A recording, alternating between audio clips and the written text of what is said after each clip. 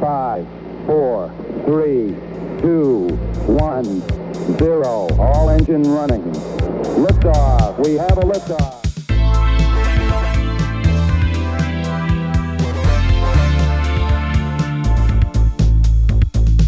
You're listening to Tabletop and Beyond with your host, Justin.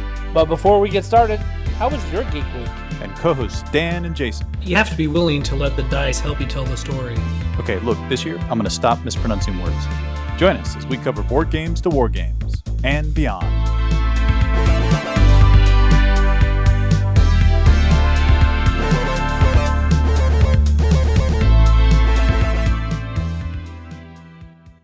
All right, welcome to Tabletop and Beyond podcast. I am your host, Justin, and I am joined by a special guest host today, one of my favorites who has also been on the show before, Matt Barker. Matt, welcome to the show, buddy. Thank you so much, Justin, for having me on. This is truly a pleasure. Listen, I think the last time you were on with us was like almost a year and a half ago.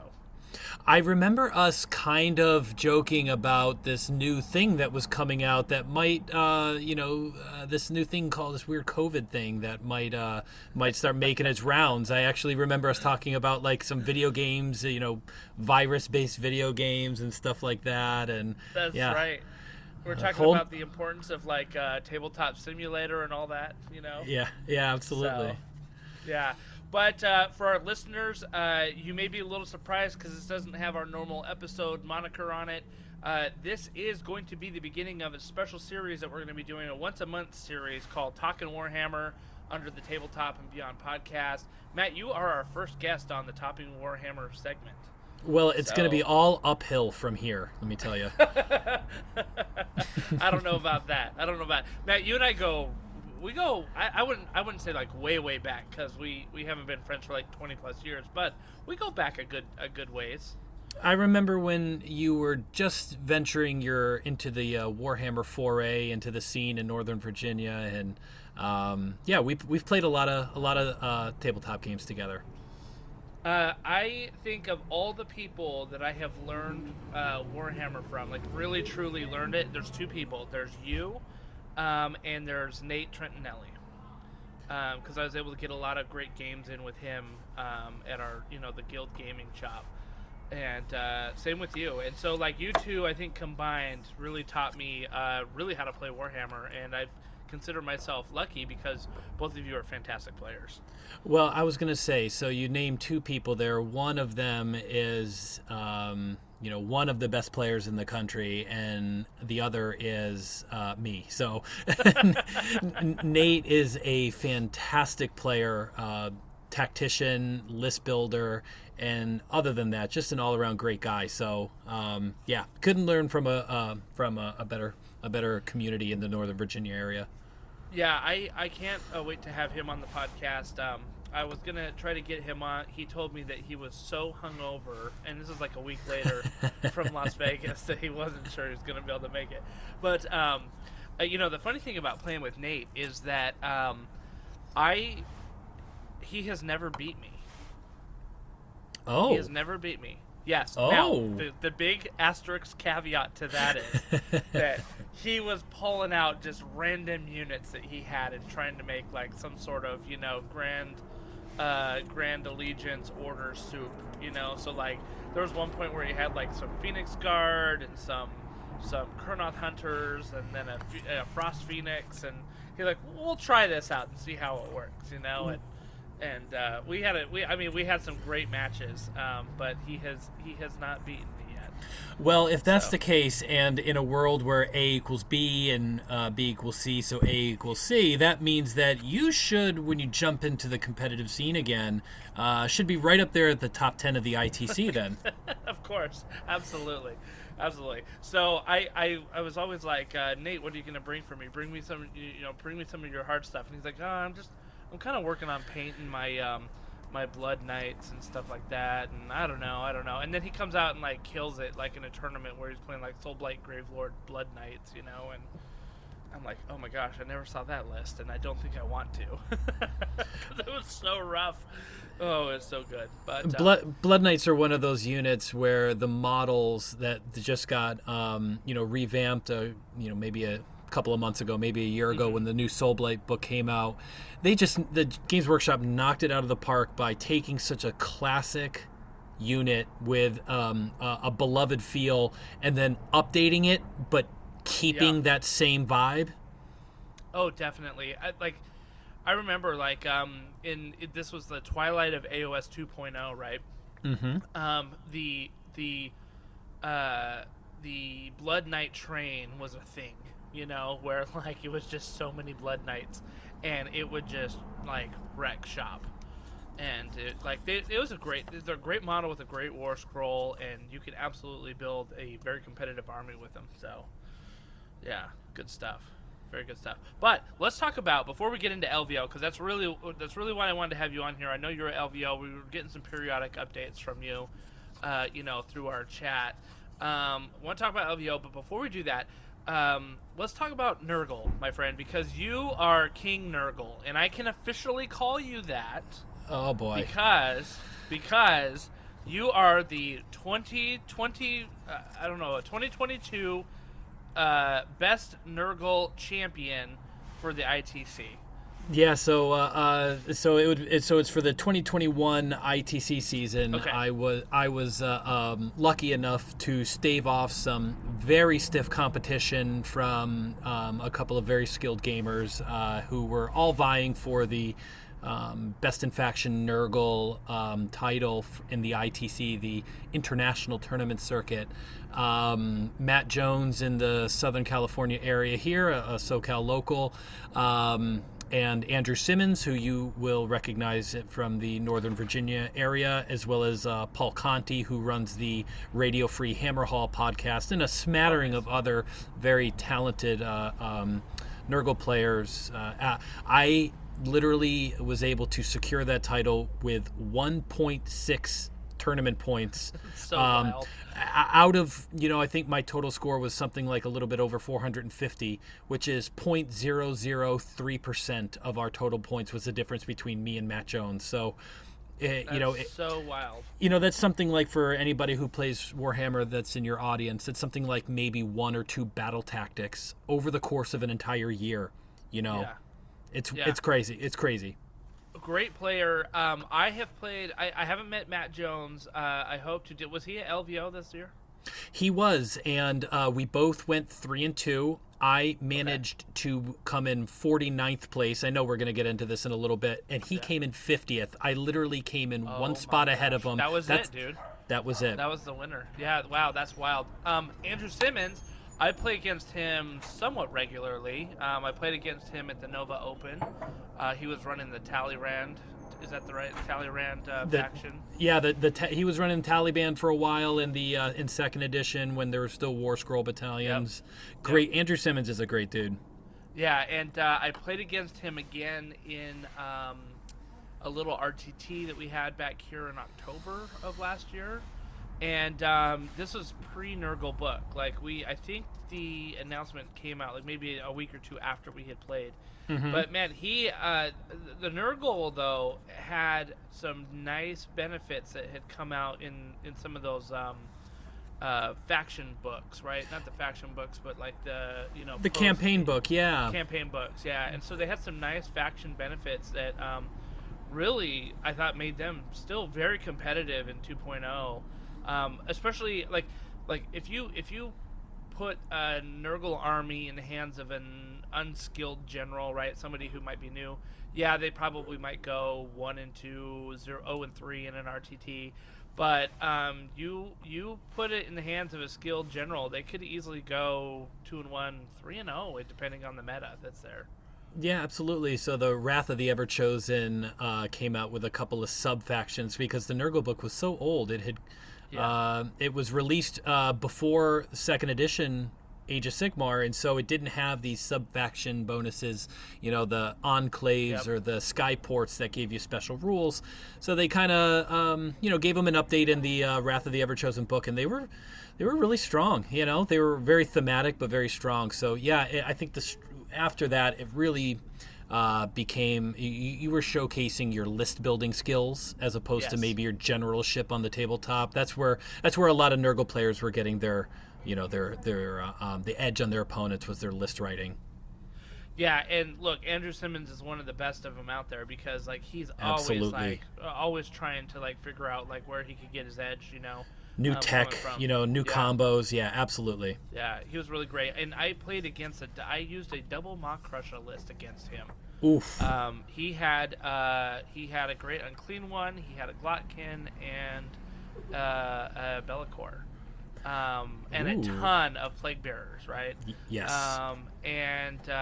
So he had some great combos working for him. I misplayed some of my battle tactics because this was like the first tournament I had ever done in 3.0. Yep. So like just I was knocking the rust off of my boots a little bit, to like to get in there. But man, he played it super well, and I ended up losing to him with a double Mock Crusher list. So. He did great. He did great. Yeah, battle tactics in 3rd edition are really important to, making sure you're playing, not only just getting them every turn if you can, but really about playing the right ones at the right time and foreseeing, a turn or two ahead and what you might want to use later on. It really separates the good generals from the bad generals. Toward the end of 2nd edition there, before Magakin got their new updated battle tome, I was running a similar list with a Great Unclean one and Bellicor. I was bringing in Bellicor with just like 80 Plague Bearers. It was a total denial list. Yeah, it was a total denial list. That's how it was. I mean, I was just like, I would run in with my piggies and brutes, and I mean, fortunately, the brutes with the double rend, or with the -2 rend on the Hakkas, right, and the piggies, I had a couple units of them running in, so they were taking care of the Plague Bearers pretty well. But man, they all had like -1 to hit, and there was like re-rolling 6s, and I mean, there was all sorts of stuff that was just like completely and -1 to rend. So it was like completely nerfing all the powerful stuff of my orcs, and I just could not kill them. It was just really frustrating. That's what Nurgle was really good at doing, where you have this game plan in your head and then you just run into a brick wall and you're like, wow, you're getting 4 or 5 up saves and I've got Ren 2, Ren 3, and you got your ward saves, and then Bellicor just shut down my big powerhouse unit, and and here you are shuffling 80 bodies on objective. So it was tough, but they're playing with a new battle tome now, and it's really good. So let's talk about the new battle tome. I mean, we don't have to go into all the specifics and things like that, but sure. What do you love about the new battle tome? The number one thing I love about the new battle tome is that it's thematic. Okay, so I was just gonna say that. I'm not kidding. Like, it seems like one of the most thematic books I've ever seen. Yeah, it really is. So the previous book, the Gnarlmaws, the faction terrain, gave Nurgle units run and charge, and one of the sub-faction bonuses gave them an auto-run 6. So, you had lists where you had 30, 40, 50 Blight Kings just rocketing across the table, and it just didn't feel... I've never seen that from anybody before. Guilty. But it just didn't feel like a Nurgle army, and that's the number one thing with this new battle tome, is it feels thematic. It feels the way a Nurgle army should play, but it's also competitive. It's also viable in the in the top tables. One thing that stood out to me is there seems to be a lot of different builds that you can get out of this book. Oh yeah.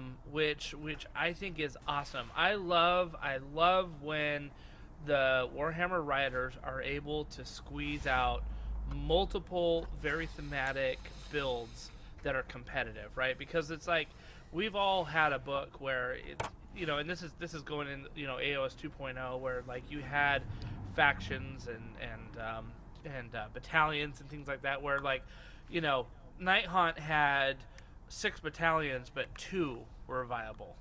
Like 2 were the only playable ones. Like, and if you tried playing the other ones, well, good luck, buddy. Like, that's a nice narrative list you got there.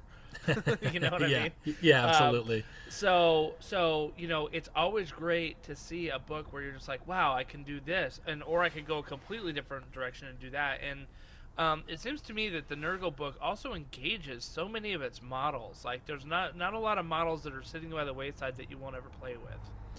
No, and they're really de-incentivizing Nurgle soup. Nurgle had one of the largest possible pools of War Scrolls you could draw from. Probably fewer than Order or Stormcast for sure, but you could play the Pestilence models. I know Andrew Simmons always liked to play a lot of Plague Monks. You could play the Beasts of Chaos with them. You could play the Slaves to Darkness units, the Demons, the Mortals, but this book really emphasizes the War Scrolls. It incentivizes you to use the War Scrolls in the Battle Tome, and just like you said, you're not leaving too many models on the shelf. If you want to run, Plague Drones, you can go ahead and run Plague Drones, and you can feel confident in your choice. I know a lot of people in the previous book really wanted to run the Puskoil Blight Lords, which are essentially Blight Kings, but on a rot fly mount. In the previous edition, they weren't they weren't living up to competitive expectations. Totally viable and very powerful in this new book. The Great Unclean One now is not kind of just this support piece who kind of sits back and casts spells and just hands out debuffs. He's getting in the thick of it, and he slaps in combat. So there are enough. Beasts of Nurgle were much maligned for so long. They had such a terrible War Scroll, and now emerging as one of the more competitive builds in this book is Horticulus with. Sometimes I've seen ridiculous lists with up to 12 Beasts of Nurgle.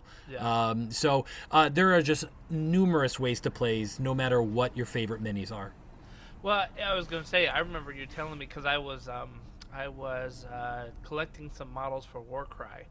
And there's some Nurgle units in there, and I was like, hey, what about these Beasts of Chaos? And you're like, we don't buy Beasts of Chaos. Like, they're no good. Like, the Beasts of Nurgle. Oh, yeah, sorry, Beasts of Nurgle. No problem. We don't buy the Beasts of Nurgle because it's like, it's no good, And I was like, oh, okay, I guess they're really, really bad. But then you kind of find out they're actually really, really good now, They got an update. Them and Sloppity Bilepiper had some, and Spoilpox Scrivener had some really, which Sloppity Bilepiper, like an amazing mini with with one of the greatest War Scroll names of all time. So fun but the rules just weren't there. They got an update in the Broken Realms Bellicor book. So over the course of a couple years, you see these sort of piecemeal updates, but this new Battle Tome really brings it all together.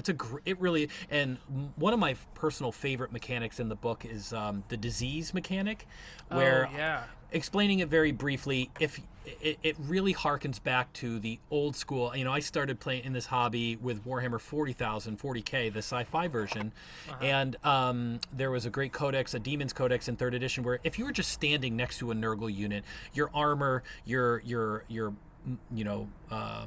acumen, your abilities were just slowly eroding away. And this disease mechanic, it harkens back to that old school play style where if you're near a Nurgle unit at the end of the movement phase or the combat phase, you start racking up these disease points, and in the battle shock phase at the end of every turn you roll dice and you're taking mortal wounds just because you're getting increasingly sick or atrophied from just standing next to physical incarnations of rot and decay and corrosion. So and anytime you get hit by one of their weapons, and it's a 6 to hit melee shooting, you're getting more disease tokens. Some units pump out the disease more. I mentioned Plague Drones. They just spread disease like madness. And there are sub-factions which can double down on that strategy. So I like it because it definitely is sort of reminds me of a play style from long ago, but it's, again, very competitive today. Well, and it's so thematic, right? Because, like, if you're thinking about, like, okay, I've got these orcs charging up onto these, these rotted, decayed Blight Kings, right? And they're hacking into these things. There's got to be disease and filth and stuff just spewing all over the place, right? Yeah, or if you get nicked with one of their weapons, it's going to, fester and get septic and everything like that, so... Yeah, exactly. And so what I like about the mechanic, too, is that it provides the opportunity for mortal wounds that you can inflict on the units, right? But it is capped at a certain point, and so it doesn't feel over powerful. It's a powerful mechanic and a cool mechanic, but it's not overwhelming. Like, which means that it's still keeping things competitive, right? Like, I can, I as an orc player or even as a night hunt player may not be able to get away from the contagion because I've got to get into combat sometime, But I know that like an entire unit isn't going to be completely lost in one turn because just due to that, you know what I mean? It's thematically capped at 7 disease points per turn, and then after. So, let's say, for instance, your Gore Gruntus charge in, and, I get some good rolls, and all of a sudden you take some disease because you're near me at the end of combat, and I got a couple of good 6s to hit, and it's capped at 7. So at the beginning of the Battle Shock phase, I would roll 7 dice, and for each 4+, you take a mortal wound. And you're like, okay, well, how is that really going to change the course of a battle? That's what, between 3 and 4 mortal wounds on average, per Battle Shock phase. Well, that happens every turn. Your Battle Shock phase, my Battle Shock phase, and it doesn't play. It does on paper. It doesn't seem like it's going to be crazy, but it has to tick in every turn, and you're slow. And I've noticed these weird things where it just happens at the right time, where like, I still have this objective, but I have disease rolls, and then one guy dies from disease, and now I've got the objective, and I scored point, or battle tactics are lost or gained. It has a fun point. It has a funny way of inserting itself into times when you wouldn't think it would, and it really has been very impactful on the tabletop, even if it doesn't look like it on paper.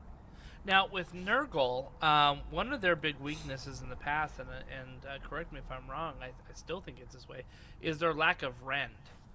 And so did they get a big change to their rend profile across War Scrolls?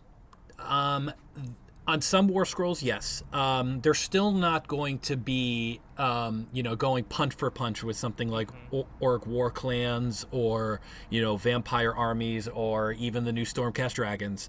But some War Scrolls... Talk about them. Yeah, please no. No, I'm just kidding. No, but there are some War Scrolls that were... incredibly given a good buff, as they say, to much of the Nurgle fans' delight. All of the Magath Lords were given a huge increase in both rend and damage. The Great Unclean One, his sword is doing a flat 4 damage at rend 2. But it's a big sword. You would expect it to do that, right? Yeah, he's got a big honking sword, and and he's a big chonky boy, so he's got some force behind it for sure. Yeah. And so, there are a number of War Scrolls that have an increase in rend and damage that allow them to, put a hurting on the opponent. So I think it's interesting because in AOS 3.0, it's almost like the mechanic of save stacking has become a big thing, right? Like being able to add to your saves and give buffs to your saves to help counter some of the rend that has been coming out. So it's funny because even though some of the War Scrolls might have gotten buffed to where they're like, they didn't have rend before, or they have 1, or they went from 1 to 2 or something like that, it's almost like a net neutral, which is kind of a win. Do you know what I mean? Like if you didn't get nerfed, it's a win. It's kind of like a net neutral, but if you add in the disease mechanic that you have, I think that kind of gets around some of the lack of rend that the Nurgle has, Oh, I've played against a few armies where, they're, got Mystic Shield or All Out Defense or some other +1 save mechanic, and they're sitting on like a 2-up save, and, hey, listen, if I just roll a couple of 6s in there, and all of a sudden you got 7 disease counters on you, and, there's a couple of different ways in the Nurgle Battle Tome to make disease more impactful. I don't care how much armor you have. That disease is gonna get in there and do its work. Find its way. Yeah, it'll find its way. All right. So what don't you like about the Maggot-kin book right now? I was pretty high on. There was a big division in the Nurgle community, on these various WhatsApp groups and everything like that when we were sort of digesting the changes. And, Plague Bearers saw a very big change. They used to be 1 wound apiece with, they had a way to engage in that save stacking game where they started at a 4-up base save. They were ignoring your 1 rend, multiple ways of adding. adding plus to save. So a lot of times you weren't even shifting me off a 4+ save, no matter how much rend you had. Nowadays they got their armor save is a 6+, so essentially, negligible. But they were given 2 wounds apiece. It's just.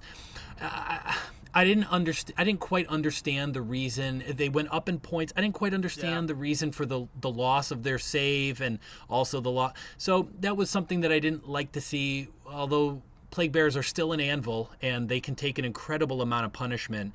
They still have their ward save. It was a change in how they're resilient in the way they were resilient, and so it was just a little bit of a kind of a sticker shock, if you will.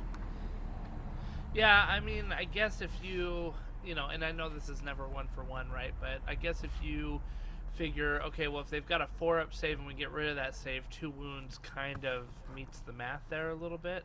But you and I both know that's not really how the math works, right? So, and for them to go up in points, I think the upping in points for those Plague Bears, I mean, obviously got 2 wounds, they get their 6-up save. And they have the disgusting resilient 5-up. 5++. Yeah, so the whole army now, not just the demons, has a 5-up board across the board. And kind of tying into what I was saying is, it's become a much lower model count army, and I think Games Workshop is moving in that direction to speed up games and everything. But 150 points for your cheapest battle line option is sometimes it certainly limits you in the list building phase. Well, I feel that. I mean, a unit of 10 Ard Boys is 160 points, and they hit like a wet noodle now. They used to be like the best unit that the Oryx had in 2.0, right? But with the new battle tone that came out for the Oryx War Clans, the Ard Boys are just. I mean, I'd rather take 1 unit of Brutes than 5 other Ard Boy or 10 other Ard Boys, So. There's just changes, and I think it's definitely like low model count, which is kind of nice. You don't have to transport as much, right? Like absolutely, yeah, totally. It doesn't take as long to set up, so that's good. And where there are adjustments and things that aren't maybe something I'm a huge fan of, there are a number of things. In terms of War Scrolls, the Glotkin was always more of a narrative pick, more of a pick because you wanted to include the model, but not always the most competitive choice. Now he's such an incredible War Scroll with just a build on his own, and if you don't mind me gushing over him for a second, he's got this incredible command ability called the Blight Krieg, where at the end of the enemy movement phase, if there is an enemy unit within 12 inches of him and another Nurgle unit, I can attempt to charge in your enemy move phase. And on the surface, it's like, okay, well, you charge in and, I still get to strike you first. But, what if you were going to try to charge onto an objective and now I just interrupted that? Or if you were planning on charging a weakened battle line unit and you had chosen broken ranks and then I interrupt that and I stop you getting a battle tactic, have a huge effect on the game. So again, something that's kind of hard to see its value on paper, but when you play it, it's amazing. Powerful. And then they also gave him Rend 2 and 3 damage for all his attacks. So he's gosh. and a flat 5 mortal wounds on the impact. So oh my gosh, when he charges into something. Yeah, on a 2, so he's got a unique monstrous action, just like the Maw Crusher, and on a 2-up, he does a flat 5 mortal wounds on the at the end of the charge phase. Good. Yeah, that's very good. I was gonna say that he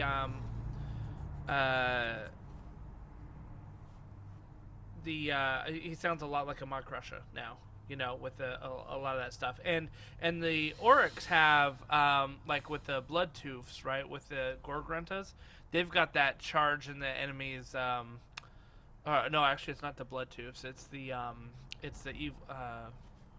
Evil Sons. Is that right?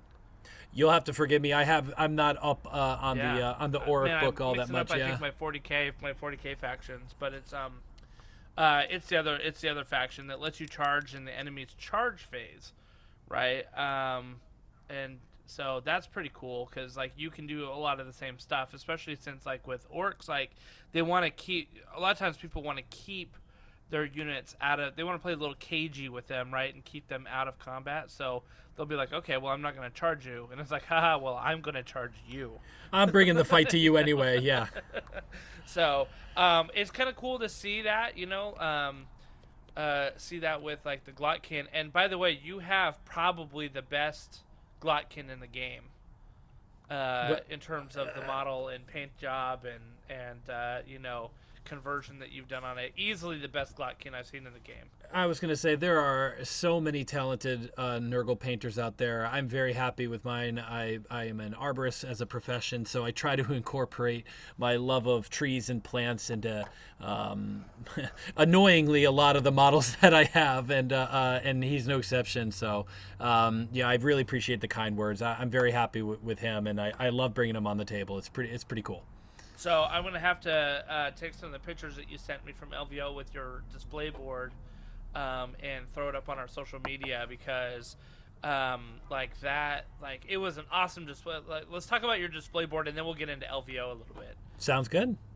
So I spent a couple of weeks building it, and I was able to incorporate 3 of my bonsai trees from my collection of my second favorite, my new second favorite hobby is doing bonsai trees, and I was able to incorporate them on the display board by keeping them in their clay pots that they're growing in, but cutting them into the foam, and then it's funny. I told my friend, I was like, oh, I got to put my display board on the balcony and water it to keep it alive, and I covered it all with like with a living moss all over the board, just to try to give it like a foresty floor, and then of course my Great Unclean One and my Glotkin have some of the Citadel trees modeled growing off of them, and all my Blight Kings have trees growing out of them.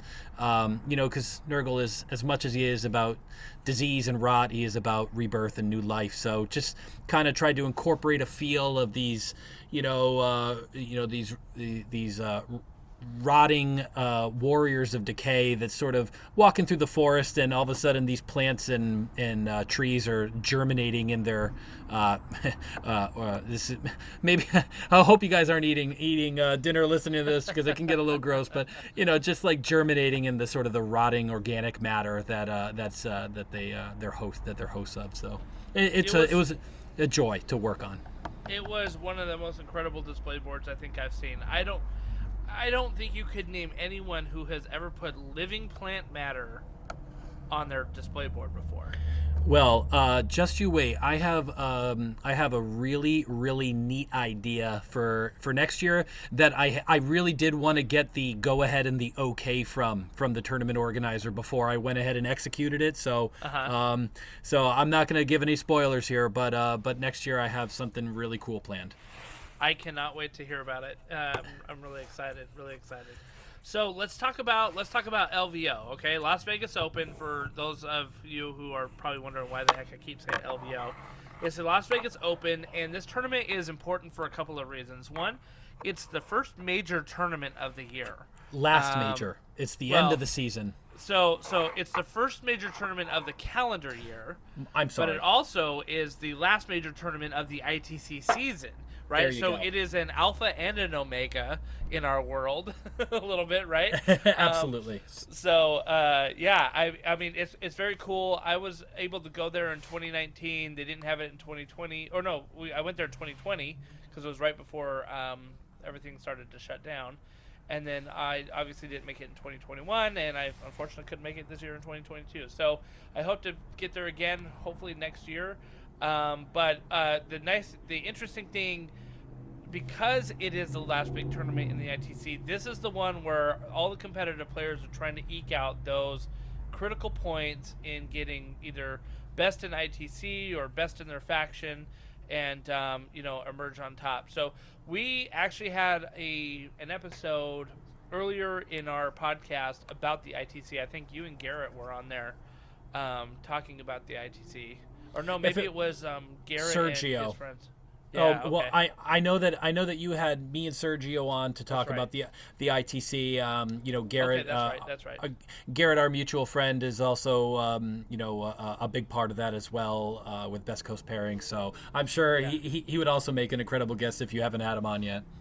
It's been a while, so I'm looking forward to getting him on again sometime soon. But yeah. Anyway, the point is though is that this tournament is a big tournament, right? Like it is the last one where you can really stake your claim and really try to go for those points. So it gets real competitive. The format of the LVO is that it is basically a major tournament where you've got 3 rounds the first day, 2 rounds the second day, and then they'll take the top 8 on the third day and have basically a playoff. I guess it's an 8-person tournament to get to the top, which is a three round day, right? Yep, single elimination for the top 8. Yep. Yeah, absolutely.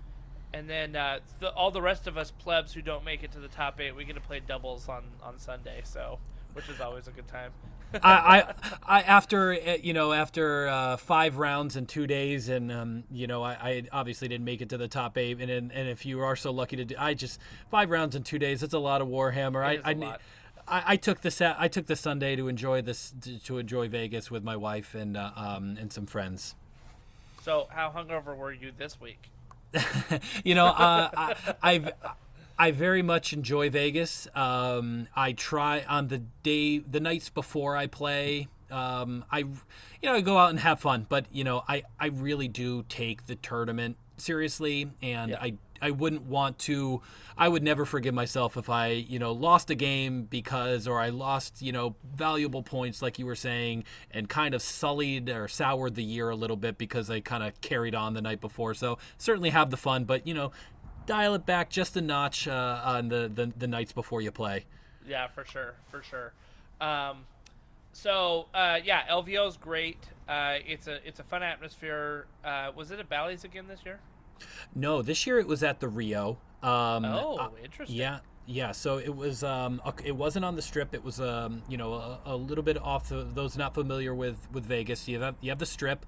In 2020, it was at Bally's, which is right there, right in the center of everything. Right in the middle. Yep. Yeah, Rio's a little bit off the beaten path a little bit. So if you didn't stay, me and my wife stayed at the Cosmopolitan. So I had to make my way over there. Luckily, one of my teammates from the Left Coast Corsairs was staying there and let me stash my army in their hotel room. It's so critical. Yeah, but even then, I made it, the morning of, dice are about to roll in 45 minutes, and I'm, at the valet trying to get my car, get over to the Rio, park, and then all of a sudden I'm stuck in trying to get my convention badge in this mile-long line, and I still haven't gotten my army, and dice are rolling in 20 minutes, and you're like, oh my gosh. And being hungover would have just really been the icing on that cake. So luckily I have a great team, the Left Coast Corsairs, and I called for aid, and Rohan answered the call because I was like, red alert, I need somebody to go get my army for me out of Willow's hotel room, and I had some great teammates to help me out and carry me, and made my first game on time. What did you think of the venue compared to Bally's? Was it a nicer venue? The hotel's a lot newer, so. Well, the Rio, I believe, is actually slated for demolition, and they're going to be revamping that whole area of Vegas because there's nothing that's really developed over there, and I think they're just waiting for because it's currently the home of the World Series of Poker, which is moving to Bally's, and then Bally's is getting totally rebranded. So, it'll be interesting to see where the Las Vegas Open is next year. I liked Bally's as a venue. It was right on the Strip. It was convenient. There was a clutch CVS right around the corner there. Oh my gosh, that thing was a lifesaver. Oh, absolutely! Getting granola bars and some water and snacks. The Rio was a great host. There were a few shortcomings which some people discussed, but it was a plenty of space. The hall was huge. No shortage of just extra space to put your stuff down. I love space at a tournament. Do you know what I mean? Like I feel so much more relaxed, and sometimes and the nice thing now is with the smaller. I don't know if it's better in the majors. I haven't played a major with the smaller boards yet, but hopefully you get a little bit more space where you can put your armies on the table, and things like that. So yeah, and Scott Reed, the TO, just did an amazing job herding us, grown man children around and putting together a total winner of an event with his team of judges answered questions succinctly and easily, and there were no major, to my knowledge, no major hiccups, rules interactions, or any sort of bitterness on that end. So hats off to Scott for running an incredible event once again. Absolutely. I was super impressed with his team when we went there in 2020, and I had some questions, like when I was playing a couple of opponents, just about like, wait, what's going on here? And they were really, really good about answering it, assuaging any concerns that I had. You know what I mean? And like no hard feelings between me and the player with the way that they handled it, so that like we were still cordial and be like, okay, we're totally cool. Let's keep playing, and that was really good. Yeah. Here's this isn't an LVO question, but maybe an opinion question for you. Sure. Do you think that there are less questions about the game in 3.0 than 2.0? Like less TO questions? And I have zero data to make this claim, but I'm kind of interested. I have a theory. Well, that is a really good question. And, I don't know, because there was a huge gap.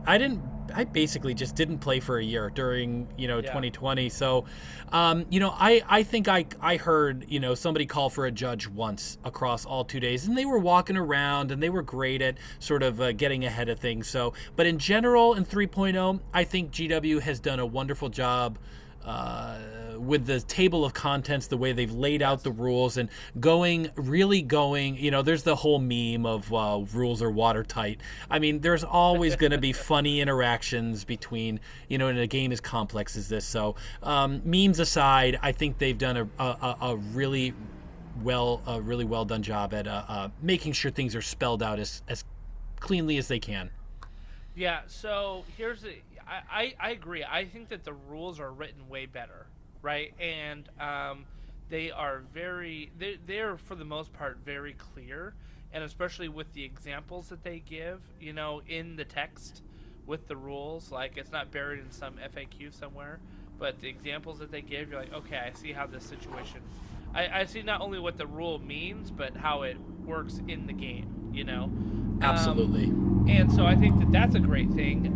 The other thing, here's the thing that I have kind of run into is I had a question about order priority in terms of like taking turns. Because, for example, my unit could charge at the end of the charge phase, but his unit had something to do at the end of his charge phase. But because it was my charge phase, I could go, you know what I mean? It was a whole thing, and so that was a simple question from the TO, just because like we weren't agreeing on when it should happen, and the TO came over and said, nope, it's this, and like it was super easy, interpretation.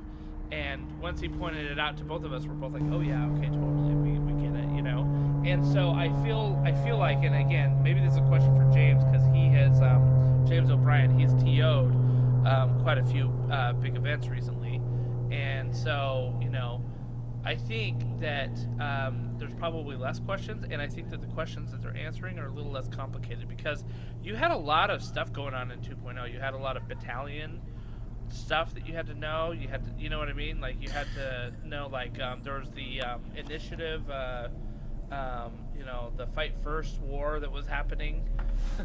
Yeah, that kind of reared its ugly head kind of in the middle of an edition. It was a new rule set that kind of they started increasingly using in battle tomes, and it got a little hairy there for a while. They ended up putting out some document that really kind of explained it, but I agree with you. In 3.0, in 3rd edition, it's much more clearly laid out.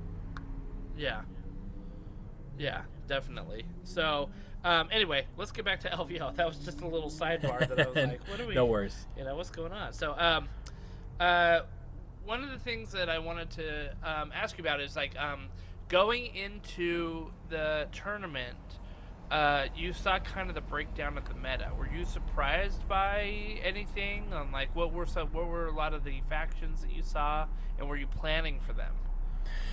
The TLDR was Stormcast. Yeah. And it's no surprise they got a great new battle tome and a couple of great new units. There were some pretty popular tweets of people flipping off every dragon army that was at LVO. There were no shortage of dragons and fulminators and long strikes. So I think there were something like over 10 or 15% of the field was Stormcast. There were a lot of dragons at this event, a lot of fulminators, lots of cities, living cities with fulminators. So a lot of order. But hey, they're great models. They've got great rules, and people are gonna play cool models with cool rules. So it really wasn't a shocker. I was going with a list that I felt was a very diverse list. I was leaning into diversity as a strength to sort of, no matter what opponent I was up against and no matter what their strategy was, I could sort of shape and mold my strategy out of clay based on what they wanted to do. And that was, I haven't played too much in the past year or so I was really gonna just lean on options to carry me through the day. Right. And I think that's a great strategy. It looked to me that the two dominating factions, there's kind of three big ones. Nurgle was a fourth, I think, like a kind of a distant fourth, which doesn't surprise me given that it was kind of a new book. But you were able to take the new rules in there with you, right? Yes, and they just snuck the FAQ in there before the deadline, so that was also helpful. Yeah, that was. I know that because didn't they have the deal of like if there's no FAQ, then you can't use the book? No. You were still going to be able to use the book, and okay. And I the judge team was great about getting ahead of some things and having an answer for some of the more unclear questions in the battle tome. So they were still going to be able to use the new battle tome, but the team was well prepared if the FAQ didn't arrive. So awesome, that's good. So the top two factions that I saw were Stormcast and with heavy on the dragons, and Soulblight Gravelords.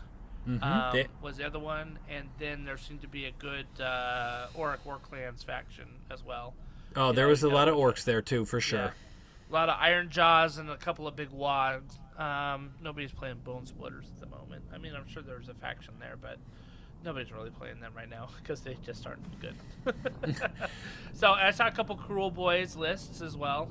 That was in there, but if you were to take them all as one book, so all the orcs, and they probably were maybe 2, maybe 3 in terms of the most populous faction there at LVO. So it's not surprising. Stormcast, Soulblight Gravelords, orcs, and then Nurgle was like number 4, and then you had the smattering across everywhere, right, of a lot of different other smaller random factions. Yeah, you had quite a few Sylvaneth armies there. Oh, I mean, to be honest with you, out of the 4 Grand Alliances, Order was more than well represented at this tournament. But like you said, they had some orcs, and then also the Sons of Behemoth, the Gargan faction, and you had some ogres playing around. It was a good diverse field for sure. I was really excited to see how this Nurgle list I brought could do.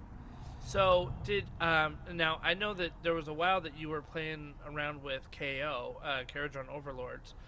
Were there really any KO armies out there? I didn't see too many lists for them. Well, the top Caradron Overlords player in the ITC, Jeremy Vessier, who's a friend and teammate of mine, who is probably one of the best Age of Sigmar players in the world. He wasn't at the event. Kyle Caleb, who's a SoCal local, just an amazingly skilled general, tactician, and list builder who joins me on Aethercast, the Caradron Overlords podcast. Oh, right, yeah. He took Caradron Overlords with a really interesting army, with mixing in some Iron Drakes into the mix, and I think he got a couple of tough matchups. And but I can't say enough great things about Kyle, just as a player, a list writer, and as just a general human. I think KO was so funny because they were so strong near the end of 2.0. But with 3.0 that came out with some of the stave stacking and the monsters that play such a big part, they just seem to kind of have faded away a little bit. Well, I think one of the big things there was, first of all, the monster meta, as hashtag monster meta. But on the other side of the coin, they're not giving away bonus points for having monsters in their list, which is fun. The big thing with KO, and one of the reasons why I sort of drifted away slowly from that army for now, because I love them. I love the minis. Is they feel a little disjointed in 3rd edition with the way that garrison works. If you want to get out of your garrison, if you want to get out of your transport, the ironclad, the frigate, or even the gun hauler in some circumstances, your ship, the boat, cannot move. And so it feels very disjointed. And I would expect some update in the near future, hopefully for them. Like I said, I've got the minis ready and waiting, and I love that faction. So absolutely, yeah. So we know what the makeup of Stormcast were the dragons. We'll talk about them in just a second. But the Soul Blight Gravelords, there's another book right there that's got a lot of really cool builds that you can go from, right? Like you can have the crazy zombie build, which just has so many zombies, and they do mortals and all that stuff. You can have the Radikar Beast, mode, which has a bunch of wolves, and he's giving crazy bonuses to hit and wound and damage and all that stuff. Did you face up against any Soulblight Gravelords? I did not. I affectionately call Radikar Chadakar because he really is a beast. No, so there are a number of different builds you can do with the vampires, the Soulblight Gravelords, and my close friend and teammate Alex Gonzalez took Soulblight Gravelords to this event. Just another stunningly skilled player and a great human all around as well. He had a great list where he took an impressive amount of Graveguard, but then also was able to have, along with the number of Graveguard, who just, if they get the charge off on you, they just do an incredible amount of damage with 2 damage apiece and rend 1 and number of attacks, and 6 is doing extra hits. But along with that, he had his concentrated power in the form of a Vampire Lord on Zombie Dragon, who with a couple of buffs, you're staring down 5 attacks doing 5 damage apiece. It's ridiculous. Like he's and that's just does anybody run Prince Vordry anymore? Well, when I first moved to California, my friends back east, they got me a going away present of some Games Workshop gift cards, and I bought into the Gravelords. I've got a bunch of Blood Knights and Vordry, and I think he's got play. I didn't see any Vordry at LVO, but certainly Manfred, the Mortarch of Night, has an incredible utility to be able to hop around and snag objectives that maybe you thought were safe. So Alex Gonzalez also brought Manfred in that list. So just incredible utility between numbers and a power piece like the Vampire Lord and a utility tech piece in Manfred. So in the hands of skilled generals such as him, he had good success. I think he ended up going 4-1. Oh, very good, very good. The only reason that I got the best of Night Hunt in the 2020 LVO was because Alex took a different army than his Night Hunt. He ended up taking the Ossiarch Bone Reapers there. That's right. But one of the top players in the LVO this year did bring, I believe, 120 zombies. And unfortunate for his opponent, another great Stormcast player who I played at the LVO, Mergonk, he, unfortunately for Mergonk, he was playing Long Strike. So your Ren 3 attacks going into 120 zombies, that just is, it's not going to have the effect, as it will against some other high armor opponents. So I think Mergonk ran into a hard matchup from what I saw, played admirably, but ended up the 120 zombie list ended up coming in second, falling short only to the eventual winner, Gavin Grieger from the Harambe's Heroes group in Houston. Yeah. Look, that zombie list. It's funny because a lot of people I would talk to are like, "Oh, hordes are dead in 2.0." Check out that zombie list. Yeah. Well, listen, there's so many wounds to chew through. That if you don't kill them, man, you're a goner. Yeah, and they're piling in from 6 inches away. So even if you have a huge blob, like 60 of them, you're going to get them into combat. They're rezzing models. They do mortal wounds. They have weight of attacks. And, if you concentrate on the zombies, his other pieces that he's playing with are going to get you. And if you focus on them, well, you got 120 zombies. So it's really, pick your poison. And, the name of the player escapes me, but I watched him play a couple of times and, just really purposeful with his movement and just really skilled. So, it's so funny because when I saw those zombie rules at first, I was kind of taken aback. I'm like, whoa, this seems like way too powerful. But thematically, it's amazing. Like, the slow shuffle, but then they start to see their prey, right?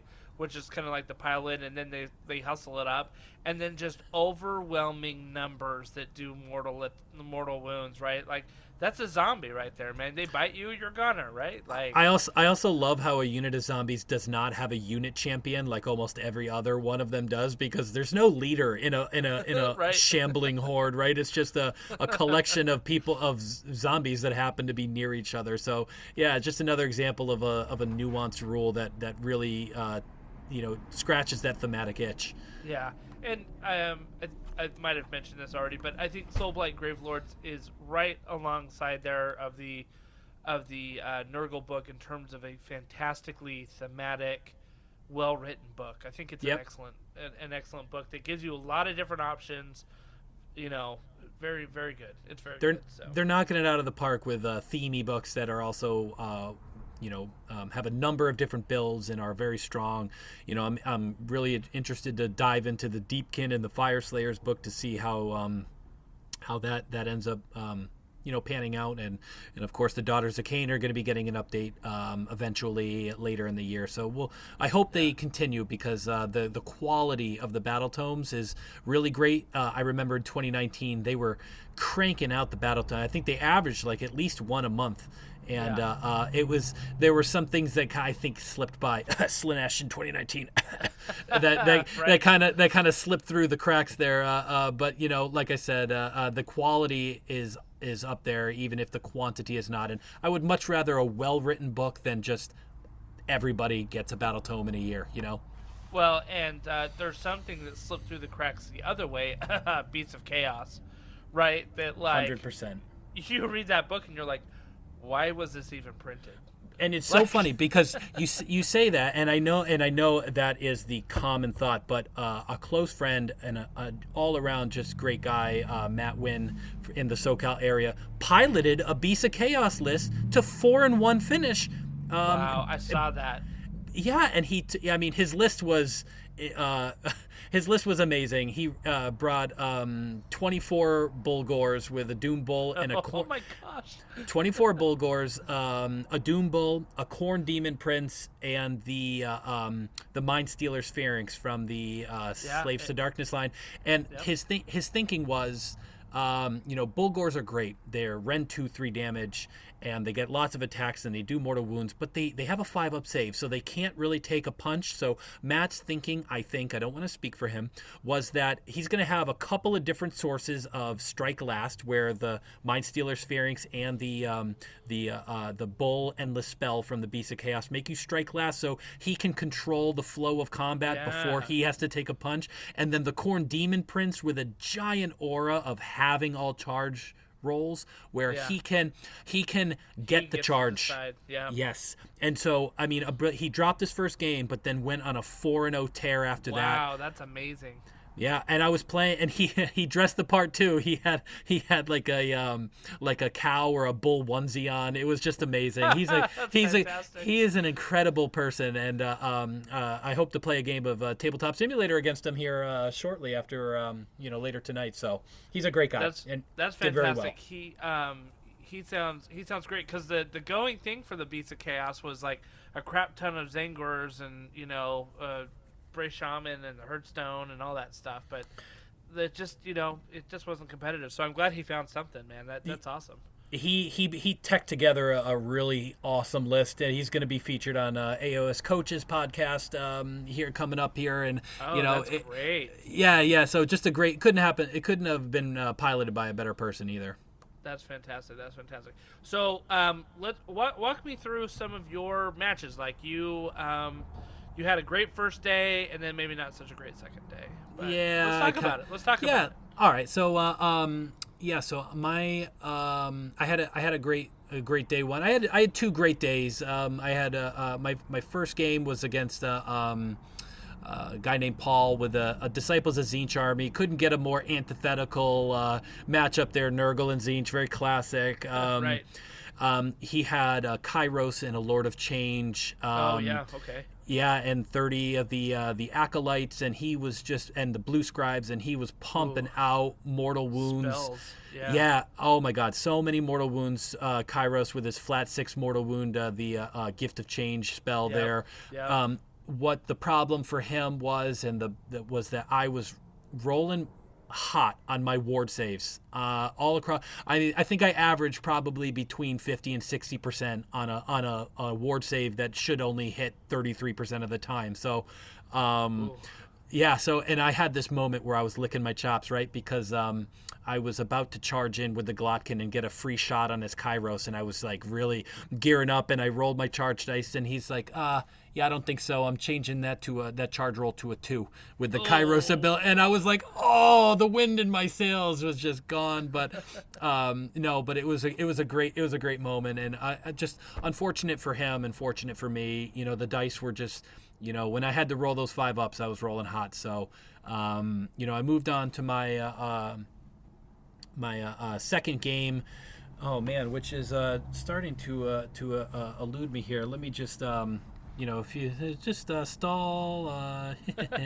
This is where we tap dance. Technical. Here I'm pulling it up now. So sorry about that, but Paul was a great opponent, and it was a lot of fun. And I always love playing against Tzeentch because, like I said, it's just a classic matchup of Nurgle versus Tzeentch. And of course, my phone is just spinning here. So just give me 1 second. I'm so sorry. No, it's all good. I've played against Caleb Walters, right, and his Tzeentch army, and it's stupid. Like he has honed that thing so tight. In fact, I plan to get Caleb on the podcast at one point because he won the was it the Austin Open Warhammer event? Well, he won the overall Warhammer event, the championship. Yes, So. and Caleb is a phenomenal opponent. I've played him a couple of times when I was living out there. Here we go. So yes, I am pulling it up now. I can't believe I am live on the air, everybody. Yes, this is the opportunity. Oh, how could I forget? Doesn't work, right? No, how could I forget? Oh my God, what an incredible game against Bill Curry, my round 2 opponent. Sorry for the brain fart there, Bill. He was playing a Fire Slayers list, and everybody's like, "Oh, Fire Slayers, new book," but maybe a little hard. They lost the War Scroll Battalion, the Lords of the Lodge. Bill ran such a cool list, so. He ran 40 Hearthguard Berserkers, 4 units of 10 Hearthguard Berserkers, and then two additional units of 10 Volkites with a smattering of heroes. I mean, it's just do what you do best, and then pile on and more. Because those Hearthguard Berserkers, like, their strength isn't necessarily in the Lords of the Lodge. Their strength is really on their War Scroll. Oh, absolutely. With their ward saves, with the ward okay. save. And either whether you go axes or pole axes, he went pole axes, so every 6 is doing 2 mortal wounds. Oh my gosh! Yeah, and so my thought was I was going to use. So I mentioned, maybe I should just run through my Nurgle list that I brought. I was just going to say, like, what exact list did you take?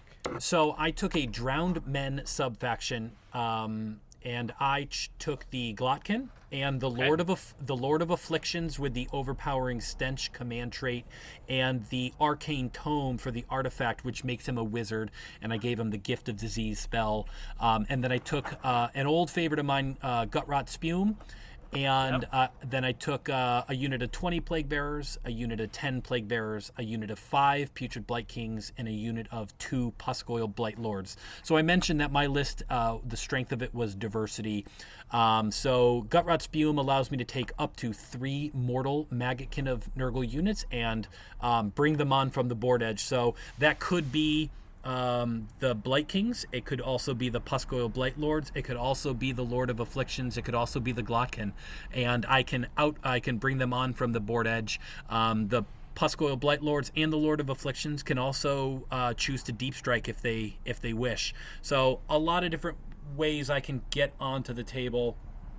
And against Bill, I just put everything on the table, and I chose to the Drowned Men subfaction allows me to pre-game move with the Lord of Afflictions and the Puscoil Blight Lord. So I decided to do that and to present him with a couple of really tough bodies to slow him down. I didn't want to face 40 Hearthguard Berserkers all at once.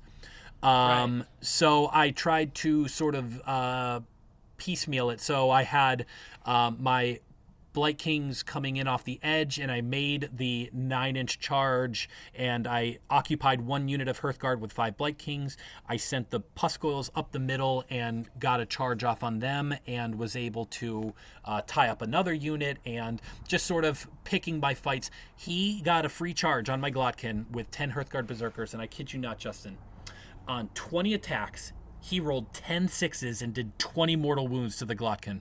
Oh my gosh.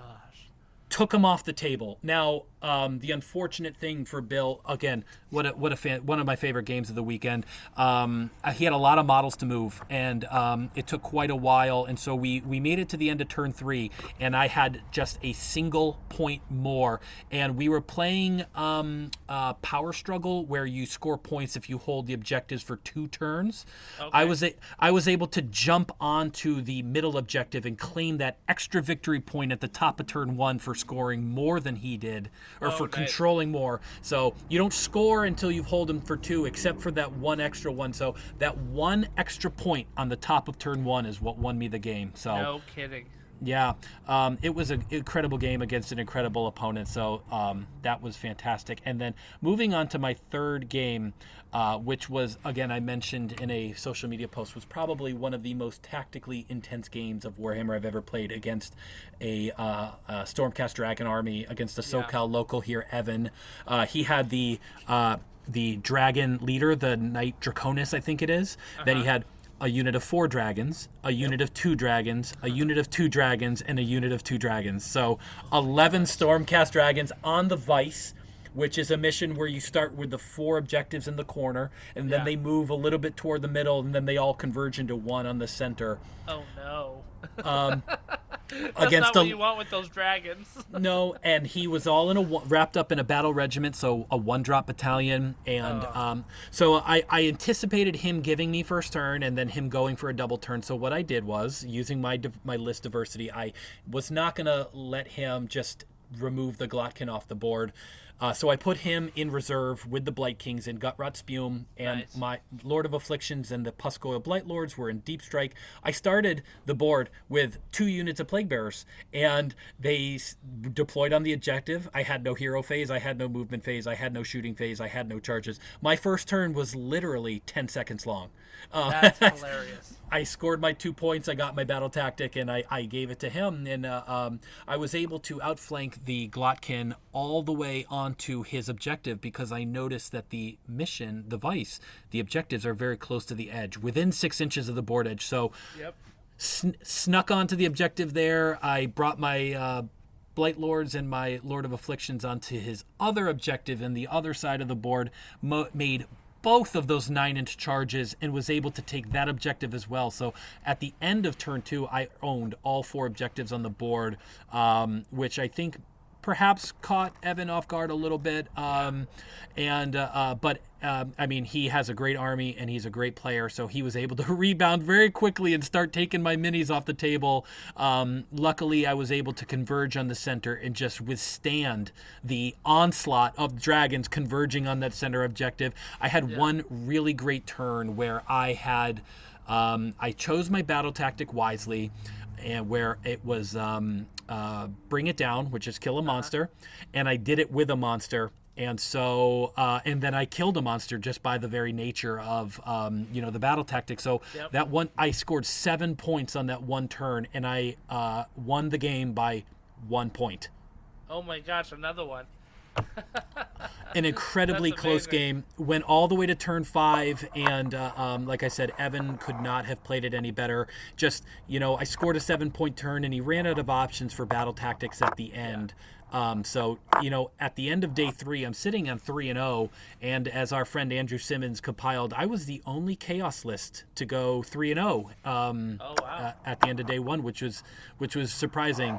So before we move to your 4th game, let's talk about why everybody's fearing this dragon list, because it took over the meta, obviously, within the last month and a half.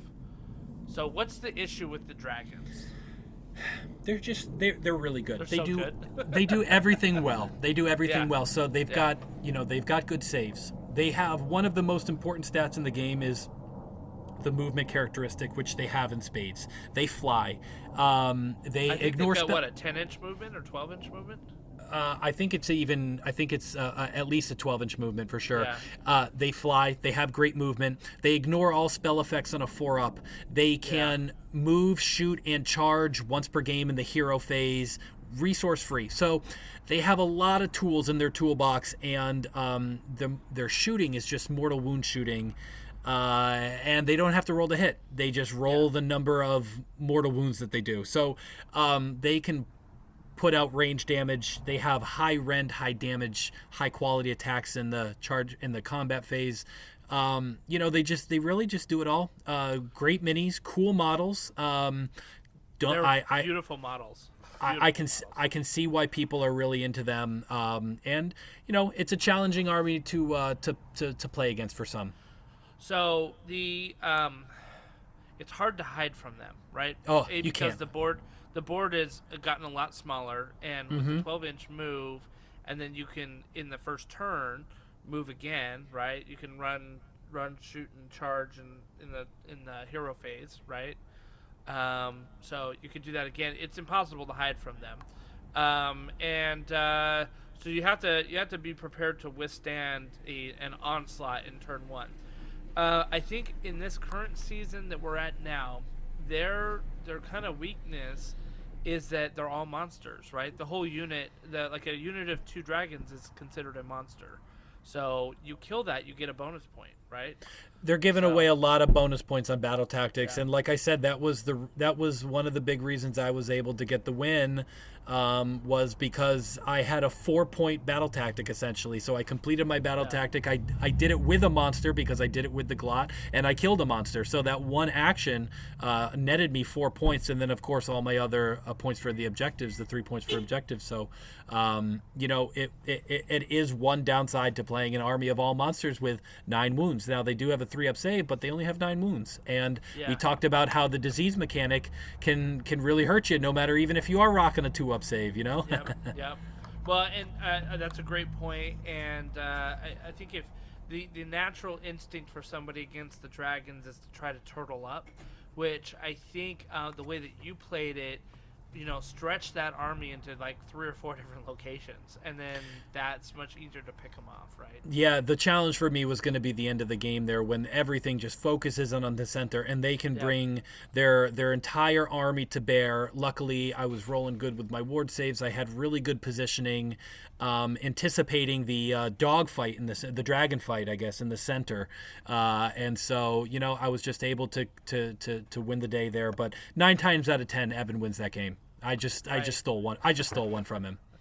Yeah, it'll be interesting because the facts have come out. They didn't change them a lot.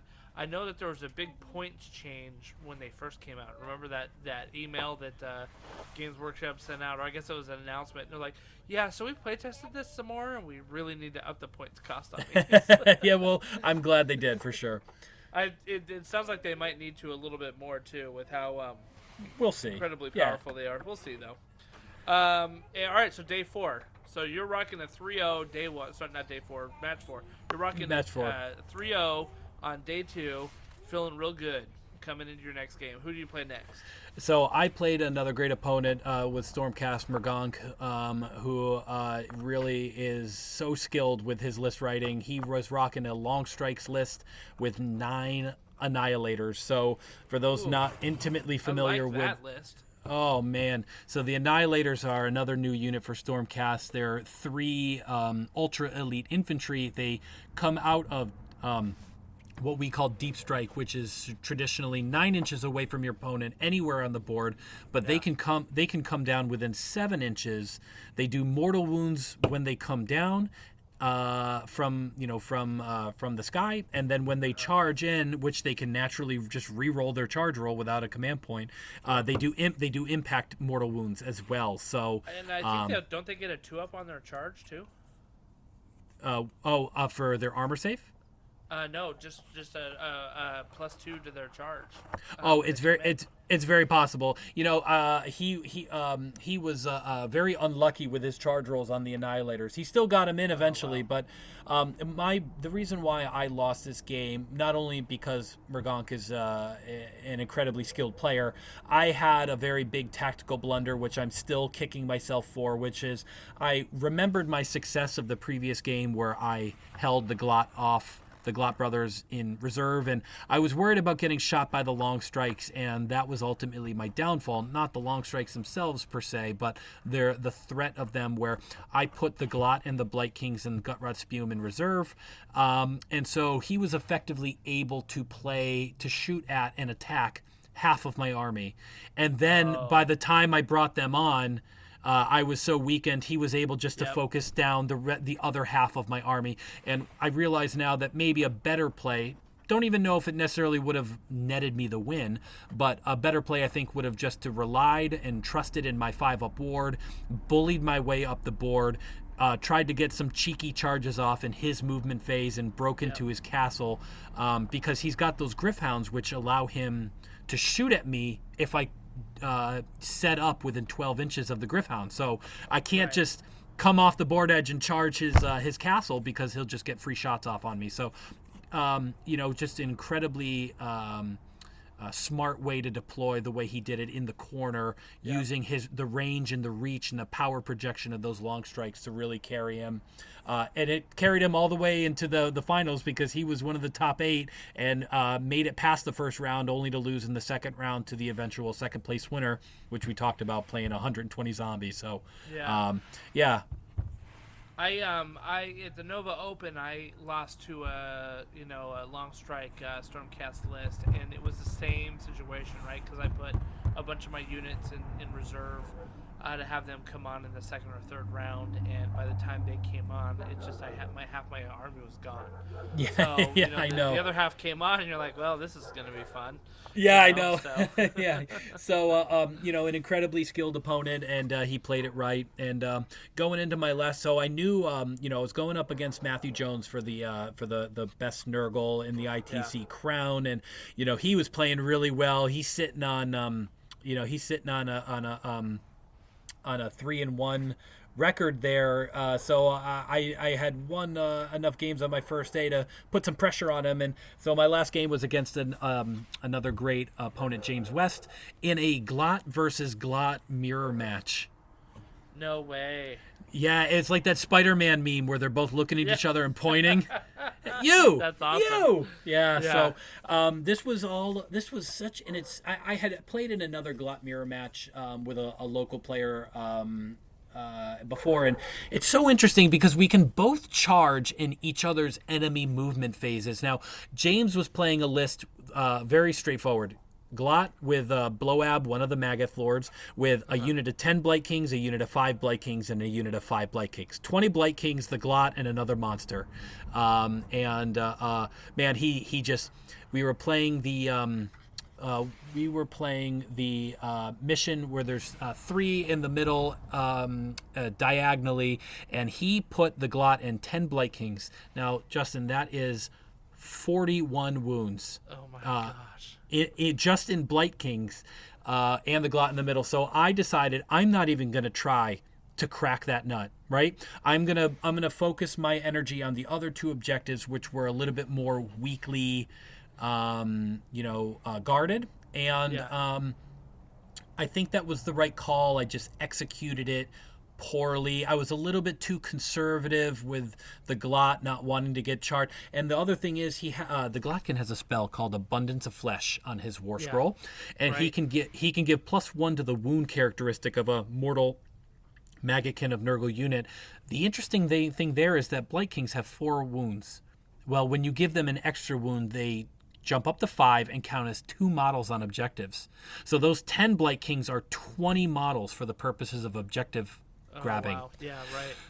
And so, he moved his Blight Kings, had big block and the Glot over to one of the side objectives. I attempted to charge in his at the end of his movement phase to prevent him from charging onto the objective, just like we talked about that was great with the Glot. I failed the 5-inch charge, and he was able to slam in with a huge block of those Kings, and you're just never shifting those guys.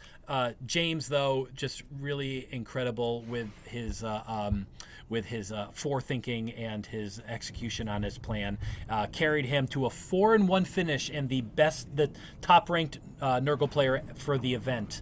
Wow, that's amazing. He's also going to be on AOS Coach here eventually, and from what I understand, and a great game. I was still, honestly, I think I was still thinking of the previous game against Mergonk in my mind, and kind of, got into my head a little bit, but, I made a couple mistakes. James capitalized on them, pounced on them right away, and, kind of capped off a little bit of a disappointing day 2, but really topped the event for me off just really, really well. So what I think a lot of people don't realize, if they've never played in a major like this, right?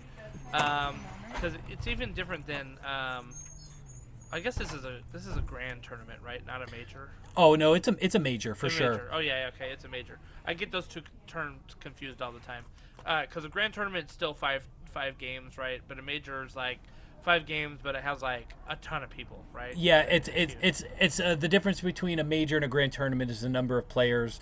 The difference between a grand tournament and what people call an RTT, which stands for Rogue Trader Tournament, or a 1-day. It's the fact that it's just a single day and only 3 rounds. Yeah. So I was gonna say that if people haven't played in a major like this, the pressure is pretty high at these majors, right? Because this is where you can get a lot of ITC points, and so the competition's coming out to really play. And 2, like at the end, like in your day 2, game 5, man, my brain is usually mush by that point, and so I am not nearly as sharp as I was on my first 2 games. For example, you gotta really have some mental toughness, Yeah, because it really makes a difference if you can be sharp during those last 2 games. I remember at the Nova Open, I lost to a Sylvaneth list that I should not have lost to because I was I don't know where I was mentally. I know where I was mentally because I had played the RTT, so 3 games. And then we started the grand tournament, so I played 3 games. And so that Sylvaneth game was game 7 for me in 3 days. You know what I mean? And I just was not there mentally. Like I didn't wake up mentally until my next game, unfortunately. So. It's kind of funny. We're all playing a game here, but yeah, it can be very mentally draining. You got to make sure that you've got plenty of water and some good protein-based snacks, and lay off the carbs at lunch. That's one of my keys to success.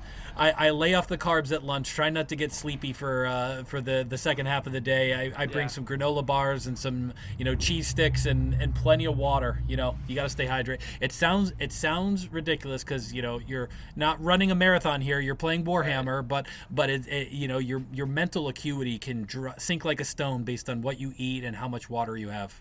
I'll tell you, I get tense playing these games because you get in these moments where you're just like totally focused and it's like you're playing an intense chess battle with this other person, right? And for 9 hours. For 9 hours, and I go back to the hotel room being like, dude, I feel like I literally ran a marathon today.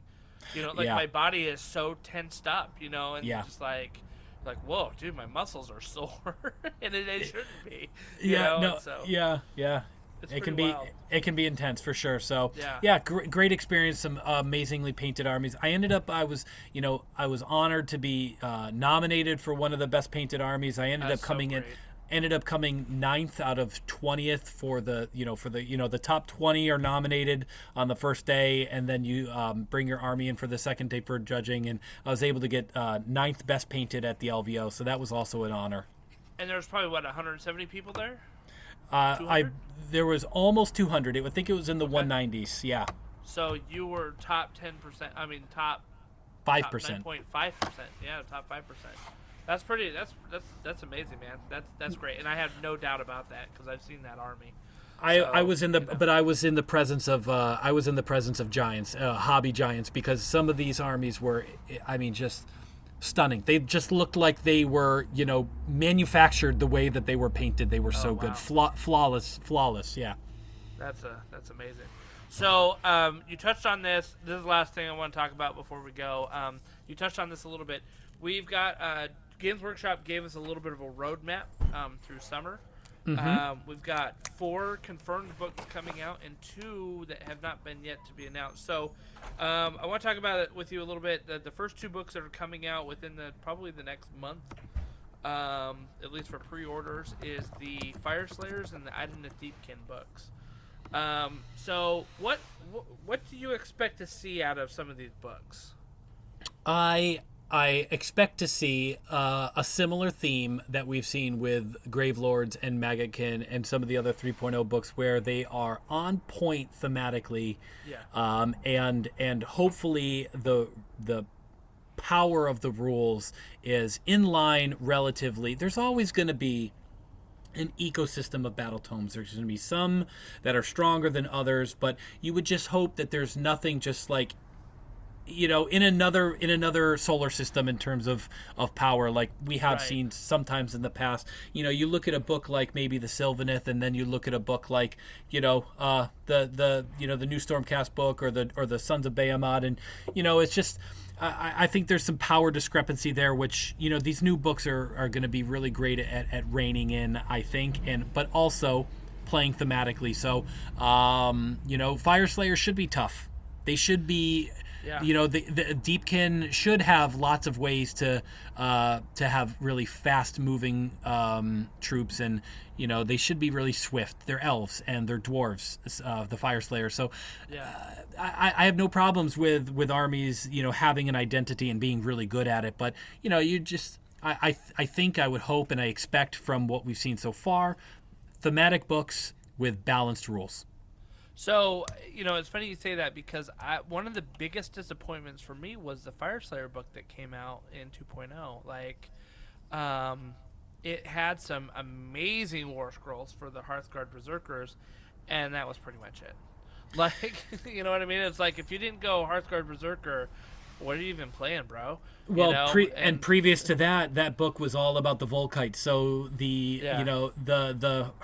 Hearthguard became the Volkites, and the Volkites became the Hearthguard, and it kind of went from one unit to the other, and so you hate to see somebody who bought into the first Fire Slayer book, if we're using that example, got a bunch of Volkite Berserkers, and then they get a new book, and it's like, Oh well, my Oh, now I gotta spend $50 on 5 models. And I need a whole army of them.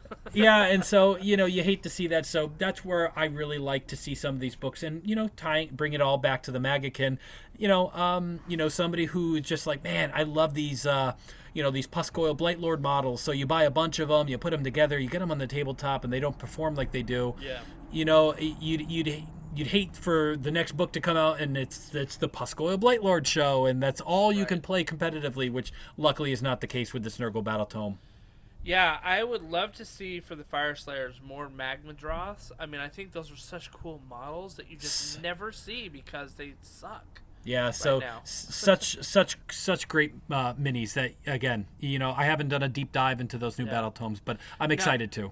Now the IDK, they're doing okay competitively. We have our good friend Sergio who plays them. I know our buddy Lincoln. Did you ever see his all sharks list? No, but that sounds. Oh man, Dude, it was amazing. Lincoln. He was telling me about it. I know, right? Lincoln does a great job of of pulling out some of these lists. But as subtle as a sledgehammer. I know, but tell you what was so amazing about that sharks list that he was telling me about. The Deepkin rule is you have to always shoot at the closest model, right? So he would just have one shark out there, and they can only target, all their shooting could only target one shark. And he's like, I'll happily give that one shark up because I have 11 of them. You know what I mean? And then he would just get into them and just rip them apart. Yeah. So, well, you mentioned Deepkin and you mentioned Sergio. Sergio, I'm sure you'll have him on here, but Sergio was able to take home. He's the top-ranked Deepkin player in the ITC. So that's amazing. I mean, you want to talk about somebody who just knows how to play the game on a fundamental level. Yeah. Sergio can very quickly assess what your strengths and weaknesses are, analyze that, cross-reference that with what his army's strengths and weaknesses are, come up with a plan, and just execute it. So it's no surprise that he is the big fish, as they say, in the big pond of the ITC, and I'm pretty sure he had a really high top finish in the overall rankings as well. So I think he finished in the top 20. If I remember correctly, I think he was like 18 or 19. I believe that to be the case, and it does not shock me. It only shocks me that he wasn't closer to the top, because a fantastic player and just an even greater human being. So the other two books that are coming out, Daughters of Cain. How do you feel about the Daughters of Cain book coming out? Well, they've never been bad, ever. Right, exactly. Both books have both before it was the witch spam list with the everybody's got a 5-up and then nowadays it's all about bow snakes and so they've never been bad, and I don't want them. I don't want the book to come out and to suck, and I don't want the book to come out and all of a sudden bow snakes suck. So I'd like to see a little bit of balance. I feel like the Daughters of Cain was. We talked about like the books that always had like, maybe one playable faction wasn't the right thing. It was the obvious faction for them because it was just so good. It was the obvious pick, and anything less than that, you were just playing suboptimally. Yeah, 100%. So I'll be interested to see what they do. Now the next one, near and dear to my heart, my friend, the Night Haunt book. Oh, yes. I am so excited to see what they do with this Night Haunt book. I think, this is my prediction, I think that we'll be switching realms when those two books come out, because there are zero monsters, except for the Nurgle, which is a Forge World model, in the Night Haunt army. So if they were to release Night Haunt in the realm of Gur still, they would have to come out with some, like, 3 or 4 monster option models, which I don't see them doing, right? Right. They've already kind of released some new models, which are the crossbow chain rasp looking guys, and I think that that's great because Night Hunt has, like, one model that can shoot, pretty much. And so I guess there's 2 models. There's 2 models that can shoot. And so now they're going to get some shooting, which I think is going to be very interesting. And so I think, and this tracks because they're coming out late spring, right? Or in the springtime. So I think they'll kick off the new season. And that's my prediction. And then we have 2 unnamed books. We have a Chaos book and an Order book. What are your predictions for those 2? My official prediction going on the record here, Chaos I think is going to be Skaven, and the Order is going to be Sylvaneth. GW, I saw somebody else picked up on this as well. They said some chaos, some mischief-flavored chaos, or something like that along those lines in the preview. And as a nature lover, a collection of rats is called a mischief. Yeah, and they're not. They're kind of subtle like that, but not subtle like that, right? GW. I know they might even maybe didn't even think that or did that purposeful, but I think it's Skaven. They have some of their rules, their battle traits, just for being a Skaven army are completely invalidated. Talking like a KO, their army feels a little disjointed in 3rd edition. Skaven has some rules just completely invalidated by the new edition. So right, because they were so wrapped up in the battalions, right? Like the battalions, have some great battalions. Well, and also they got one of their battle traits is for every 10 models they got +2 to their bravery, where everybody used to get +1. That's not even a rule anymore, so they don't get anything for one of their battle traits. So they need an update, and the Sylvaneth, without me sounding so condescending, they needed a new book from the first day that their battle tome was released. It's very true. You read that thing and you're like, oh, this is just not good. They have command abilities that force you to spend a command point but then roll a dice to see if a mediocre effect happens. So Alariel got a little bit of a buff to her through one of the Broken Realms books, and it's great, and she's an incredible model, and she's playable, and but I think that book could use a little bit of an internal balance shift. Yeah, that sounds about right. I think you're right. There's a lot of factions out there that need the rules updates because they had so much wrapped up into their battalions. They didn't have the sub factions necessarily that could carry them through, right? And they were sort of cobbled together. I mean, you could tell which ones, like Night Hunt got sub-factions so that they could be somewhat playable in 3.0. And they tried to do a little bit more of those in the Bellicor books and some of the Broken Realms books. But, they couldn't get to all of them. And so I thought that the Order was going to be a new faction. Ooh. I thought it was going to be the Malarian kind of dark elves from Ulgu. Well, if you're talking about a realm shift, that might be the time to do it. Yep. And if you think about it, right, like they gave Gur a lot of love because with this monster stuff, because Gur just was not being played in 2.0 at all.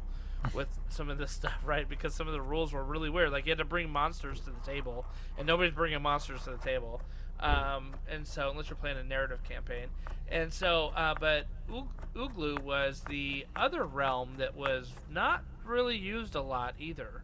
So, I agree. I could see them shifting to that and bringing in a new faction of these, shadow elves.